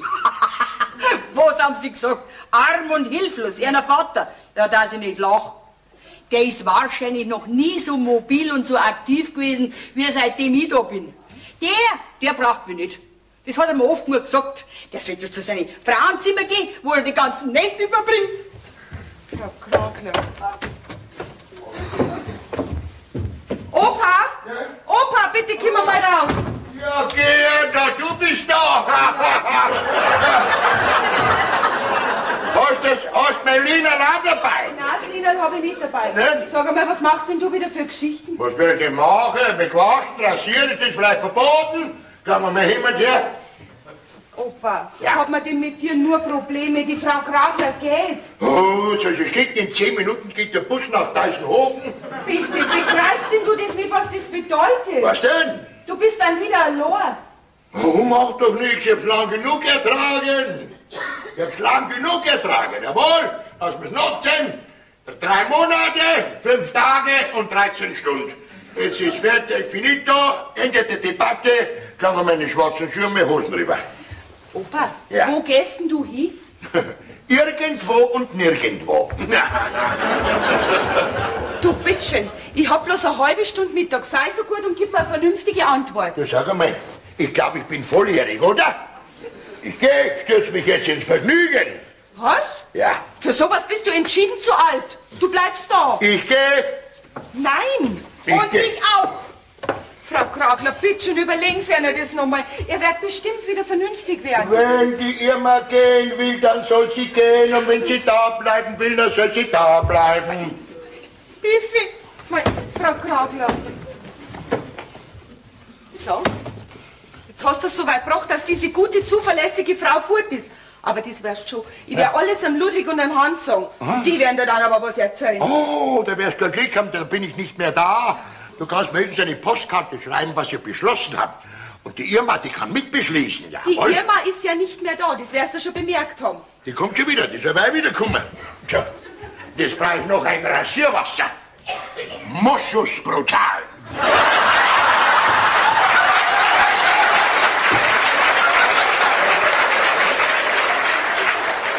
Johann, jetzt lasst er diese gute, zuverlässige Frau gehen. Ich muss unbedingt mit dem Ludwig reden. Auf den heute er noch am meisten. Hallo, Fräulein? Ja, bitte geben Sie mir durch den Anschluss 478. Weiß nicht. Ja, vielleicht bin ich doch zu grob gewesen. Ha? Ist mir tatsächlich davon. Ja, die wird schon wieder kommen. Ich weiß nicht, ich kann mir doch nicht alles gefallen lassen. Sowas. Bittchen, ja, Ludwig, sei so gut und komm her. Und sag doch bitte dem Hans auch Bescheid. Was? Ja, du, ich sag das, die Frau, die war total in Ordnung. Ganz bestimmt. Ja. Also gut, bis dann. Ja, servus, dann Vierti. Ja, was ist denn, Opa? Komm schon. Um Gottes Willen. Opa, bitte bleib liegen. Ich ruf gleich einen Doktor. Bleib liegen. Um Gottes Willen. Mein Gott, na. Hallo, Fräulein. Bitte geben Sie mir doch die Nummer, den Anschluss Dr. Wurzel. Ja? Ja, danke. Hallo? Hallo, Herr Doktor, bitte kommen Sie doch gleich. Ja, hier ist die Tochter vom Herrn Zangerl. Na, ich kann ihn nicht bringen, der liegt am Boden. Ja, danke. Um Gottes Willen, Opa, ich komm schon. Einen kleinen Moment. Um Gottes Willen. Opa, ganz ruhig. Nein, jetzt kommt... Es ist schon wieder gut. Das ist überhaupt nicht gut. Nein, brauch Jetzt ich. ganz vorsichtig. Na, schau, lass mich doch. Ich muss Du doch. musst überhaupt nichts, du musst jetzt da hinsitzen und gib Ruhe. Schau, das regt dir einfach alles viel zu sehr auf. Der Doktor ist gleich da. Was denn für Doktor? Ja, da, Wurzel steht da drin. Das ist doch unser Viechdoktor. Den haben wir aber geholt, wenn der Hund krank war. Ja, du, und der Ludwig und der Hans, die werden auch gleich kommen. Ich brauch gell? keinen Ludwig, ich brauch keinen Hans. Die Irma soll kommen. Die Irma ist ja nicht mehr da. Die kommt schon wieder, die ist doch immer wieder gekommen. Vater, Was? soll ich die Frau Kragler dann anrufen? Nein, die kommt schon wieder, die Irma ist immer wieder gekommen. Was ist noch? Ich hätte halt so notwendig mit dir reden müssen. Wieso was denn? Ich trau mir's fast gar nicht sagen, aber Ja, ich brauche halt so dringend ein Geld. okay, brauchst genau das Schlafzimmer in meiner schwarzen Juppen sind 200 Mark drin. Nimm das. Damit ist mir nicht mehr geholfen. Ich muss aus meiner Wohnung raus, ich kann die Miete nicht mehr zahlen. Ach, das auch noch. Na. Ja, aber es wird dann schon irgendwie gehen. Bittchen, bleib da jetzt sitzen. Ja, ich ja. bin gleich wieder da. Bleib ganz ruhig sitzen, gell? Wo ist denn der Busfahrplan? Den muss doch, den haben wir nie überfahren, ich muss die immer wieder holen. Wo ist denn der Fahrplan hinkommen, Herrschaft? Der war doch heute da. Wo gibt's denn sowas? Suchst du was, Franzl? Ja, ich brauche einen Busfahrer. Ja, Irma, bist wieder da? Ja, du kannst nur vom Glück sagen, dass ich den Omnibus um ein paar Minuten versäumt hab. Ja, Ich war auf ein Saukohl übergefahren, hätte ich geholt. Ja, ich war nicht mehr gekommen. So, heute ist ein Dickschädel. Du selber Dickschädel. Ja, so war er auch, ne? Einfach davonlaufen und so, dass ich bald meinen letzten Schnaufer da hätte, ne? Geh weiter, das kommt nur von deinen nächtlichen Ausflügen. Ach, Blödsinn, du bei einem Späße, beim Freund hab ich über Nacht. Dass du dich da recht ärgerst, das hat mir doch so gefallen, wenn du so eifersüchtig warst. Ich wär auch für so einen alten Lola eifersüchtig, sei der Lach, ja. So blöd bin ich wirklich nicht. Ja. Immer du hast mir einen großen Gefallen. Was du willst. Bring mir einen großen Schnaps. Du brauchst keinen großen Schnaps, Hä? sondern einen Kamillentee. Du bist und bleibst der alte Drucker. Aber Liebe, ich hab gewusst, dass es wieder kommt. Die braucht mich doch. Ja, Opa. Ja, sag einmal, du machst vielleicht Sachen, geht's dir wieder besser? Brauchst dich nicht freuen, ich kratze noch nicht ab. Opa, weißt, wir haben uns wirklich Sorgen um dich gemacht. Ja. Ich werd's noch alle Spitzmänner, ich bin gereit für dich und pumpelgesund. Jesus, was kommt denn jetzt wieder? Ja. Da brauchst Frank, nachdem er die Frau Gragler rausgeschmissen hat. Was hast du rausgeschmissen? Die steht draußen in der Küche und macht mir einen Kamillentee. Was? Wie viel Geld brauchst du? Nicht jetzt, Opa. Ja. Naja, das hätte man ja gleich denken können. Dass wenn du nach dem Opa schaust, dass da wieder Berechnung dahinter steckt. Ja, dann sei doch froh, dass dir gut geht, oder? Hallo, was ist denn? Willst du das Raufen anfangen da, ne? Warte schnell. Ja, aber ich kann ganz einfach diese Erbschleichereien von dieser Gerda nicht haben. Ja, Rita, kannst euch einen Schmarrn halt den Schnabel. Ihr werdet alle noch spitzen, mein Lieber. Da. Opa, Ja? ich hoffe, du weißt, was du uns schuldig bist. Ich kann mich nicht erinnern, dass ich von euch jemand etwas schuldig bin, oder? Ja, der Meinung bin ich auch. Ja, eben. Sie halten einer da raus. Ja, das ist schließlich und endlich eine Familienangelegenheit. Da haben Sie gar nicht mitzureden. Du, gell? Ich biete mir der Frau Gragler gegenüber einen anderen Ton aus. Sonst kracht's im Karton. Da, schau her. Ausgerechnet du sagst es. Du, wo du nichts anderes als wie über diese Frau Gragler geschimpft hast. Ja, vor einer Stunde hast du sogar noch rausgeschmissen. Aber ich bin wieder zurückgekommen. Ja. Und das freiwillig. Und das lässt tief blicken. Ja. Also, Vielleicht. weißt du's? Opa, wenn's gegen deine Kinder geht, dann hältst du sogar mit so einer zusammen. Jetzt halt mal den Schnabel. Komm, Franz, trink den Kamillentee, aber langsam, der ist noch ein bisschen heiß. Ja, und dann frei. Mein Gott, wie rührend! Herrgott, den Schnabel sollst du halten. Du, Opa, Was denn? bitte, ich muss gehen, es hilft mir alles nicht. Ja, gell? ich mein- Pass auf dich. Ja, und bring mir Schlingel wieder mal mit, gell? Ja. Du, gell, wir haben vielleicht auch 2 Kinder, nach denen fragst du nie. Das sind recht verzogene Fratzen. Ich schau, dass ich heute Nachmittag frei krieg und dann komme ich mit dem Lena Ja, rüber, gell? ist schon gut, vierte Wiederschauen, Gott. Frau Grabler, wiederschauen. Naja, man muss ja bloß wissen, wie man sich lieb Kind macht. Ich hab dir schon gesagt, du sollst den Schnabel halten. Wenn du nicht meine Schwiegertochter wärst, Frau von meinem Burm, vom Hans, dann darf ich dir das Postwinden rausschmeißen. Also, weißt du, Opa, das muss ich mir von dir wirklich nicht gefallen lassen. Brauchst du nicht, okay, halt. Erstens, was ich hab, das findet ihr nicht. Zweitens, wenn ich's find, dann kriegst du nichts.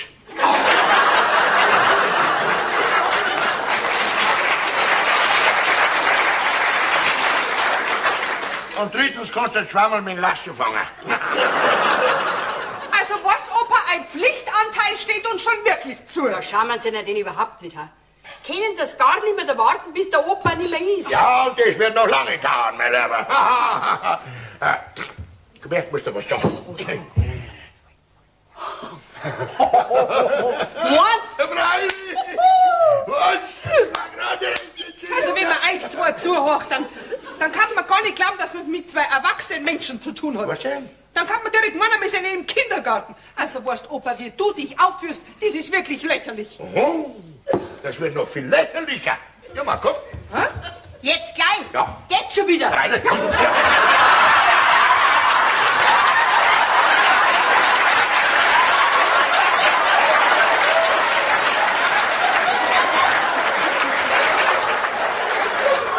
Und mein Burm, an Hans, sagst viele Grüße, gell? Opa, Was? Opa, hast du dich vielleicht doch entschlossen, dass du nach Heim gehst, hä? Möglich. Weil da kriege ich so viel Besuche, die ich überhaupt nicht leiden kann. wirklich nicht zu fassen. Ich möchte nur wissen, was in dem Alten sein Kopf vorgeht. Nur lauter Bosheiten. Und dann immer gegen Hans und gegen mich. Ah, das wird er schon sein.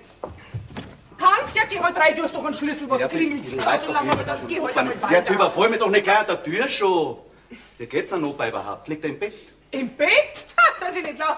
Kreuzfidel ist er. Und boshaft ist er wie eh und je. Ist ja gut. Sag mal, hast du die Unterlagen alle dabei? Ja, natürlich. Obwohl ich nach wie vor dagegen bin.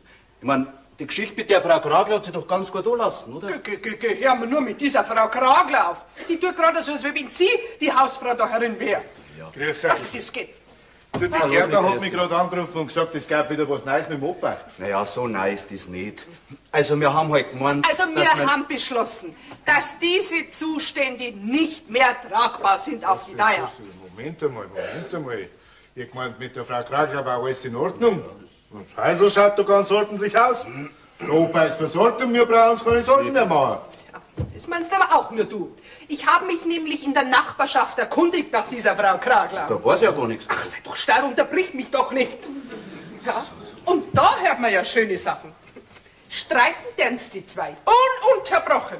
Und so laut, dass man es in der ganzen Nachbarschaft hört. Ja, und dann kommt er oft nächtelang nicht heim. Naja, da wird ihm sie schon das Leben zur Hölle machen. Und wenn er endlich da ist, dann packt sie ihre Koffer und zieht wieder aus. Und eine Stunde später ist sie wieder da. Haben wir ja gerade alles erlebt. Na, also ich sag's euch wirklich. Das sind keine tragbaren Zustände mehr. Naja, also so führen Sie doch nicht einmal junge Leute auf. Da kommt man doch direkt ins Gerät. Hey, Schmarrn. Die Leute haben was anderes da, als sich über den moralischen Lebenswandel eines fast 70-Jährigen aufzuregen.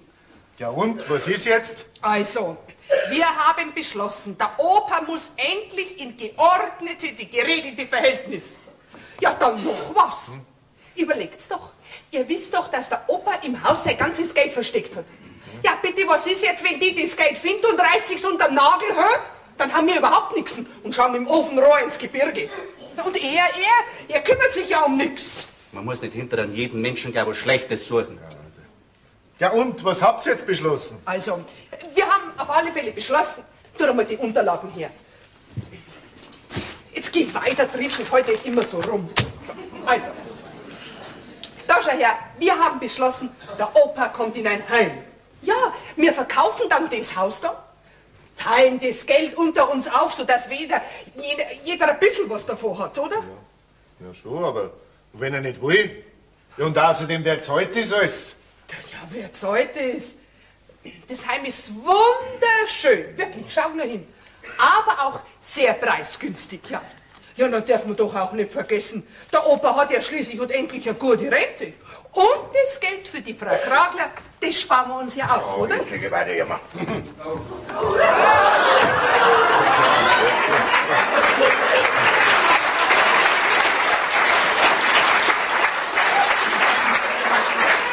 Ist was?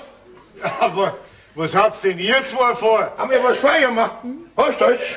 Alles da. Ja? Gibt's sonst noch Probleme? Wir haben nicht viel Zeit. Na, Opa, es freut mich, dass da wieder so gut geht. Übernimm die aber nicht und mach nur einen kleinen Spaziergang. Ja. Ich passe auf Ja. ihn, okay? Ja. Naja, also, das können es bleiben lassen. Auf Sie kann man sich ja sowieso nicht verlassen. Das haben wir ja schon gesehen. Ja. Also, Opa, sei so gut. Sitz dir einen Moment her, wir hätten mit dir noch was zu besprechen. Hm? Moment. Ja. Eine Viertelstunde haben wir noch Zeit. Was meinst du immer? Wie du meinst, Gut. Franz. Also, siehst du nieder? Ja. Also ausschauen gern die zwei, als wir zwei Pfingstochsen. Das ist direkt lächerlich. Hab das ja gleich gesagt, dass ich den läppischen Blumenhut in mein Alter nicht mehr aufsetzen kann. Was denn? Der Hut ist eine Rarität, genau wie du, Jammer. Habe ich damals der Oma gekauft, den Hut, ja? Opa, Was? Opa, wir hätten jetzt wirklich was Wichtiges mit dir zu Ja, besprechen. also bitte fang an. Also, bitte. Ja. Ja, Opa, es ist ja so, wir... Ja? Ach, geh, Lydia, du hast doch sonst einmal den Mund auf. Red du. Ich? Ich, wo ich nie was sagen? Also gut, na red halt ausnahmsweise mal ich. Also Opa, Ja. pass auf. Wir haben beschlossen, dass es für dich nur das Beste ist, wenn du nicht mehr in dem Heisel bleibst. Ich bleibe nicht mehr da. Was? Nicht? Ja, Opa, wir haben Dann hast du dich doch entschlossen, dass du in Heim gehst. Also, Opa, wirklich allen Respekt vor diesem Entschluss. Also, wir haben dir, gib einmal das her. Also, Opa, schau her. Wir haben dir so ein schönes Heim ausgesucht. Also, da bist du bestimmt glücklich. Ja. Ja, dass ich nicht mehr da bleibe, habe ich gesagt, aber ob ich wieder heimgehe, das weiß ich noch nicht. Ja, Opa, was hast denn jetzt wieder im Kopf? Jetzt red schon mal. Opa, was soll denn das heißen, ha? Möchtest uns du vielleicht schon wieder zum Narren halten? Hans, jetzt sag halt du auch mal was. Ja, jetzt sag ich mal das, was ich schon langsam Na, habe. endlich. Der Opa ist ein freier Mensch. Der soll tun und lassen, was er mag. Genau. Ich geh. Ha? Opa, alles Gute. Ja. Bleib gesund und munter. Danke, wie Bub. bisher. Ja. Frau Grager, vielen Dank für die Bemühungen. Wir schauen schon wieder einmal. Wir Opa, wir haben gesehen, dass dir gut geht. Ja. Mehr wollte ich nicht. Ist schon Gute. Nein, das geht nicht. Ihr bleibt jetzt da. Ich weiß nicht, ich weiß es aus, wie meine Schwiegertochter so besorgt ist um mich, ha? Warte mal, auf geht's. Was ist jetzt wieder? Das wollte ich nur sagen. Nicht, dass ihr glaubt, dass wir uns über eure Gratulation freuen würden. Im Gegenteil, darauf ist gepfiffen. Weil Liam und ich gehen jetzt zum Standesamt und bestellen das Aufgebot. Ja. Was?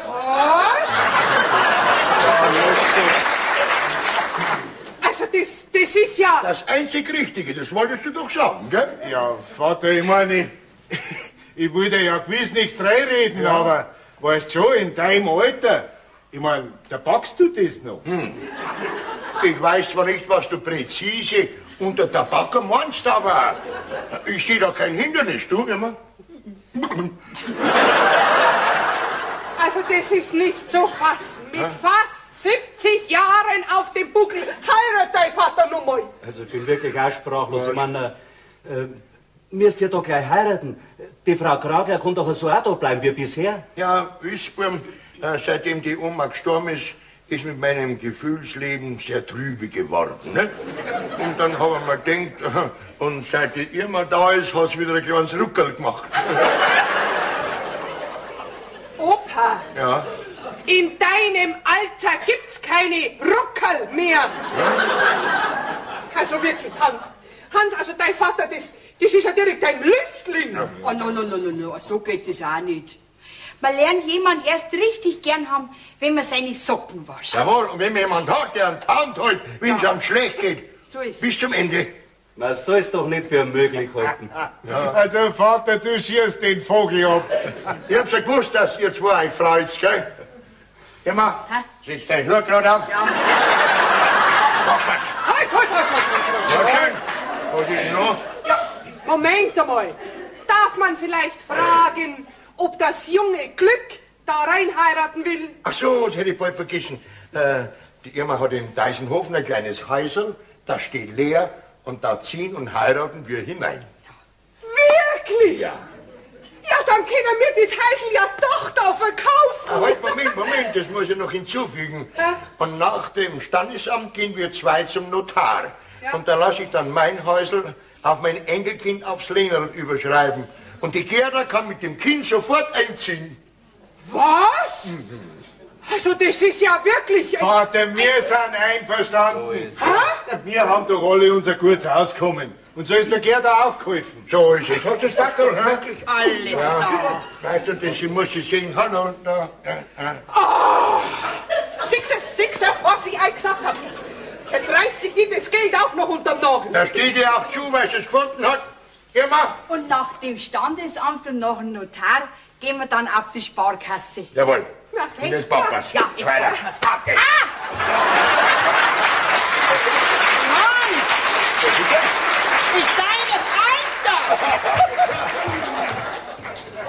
Also du sitzt doch mal...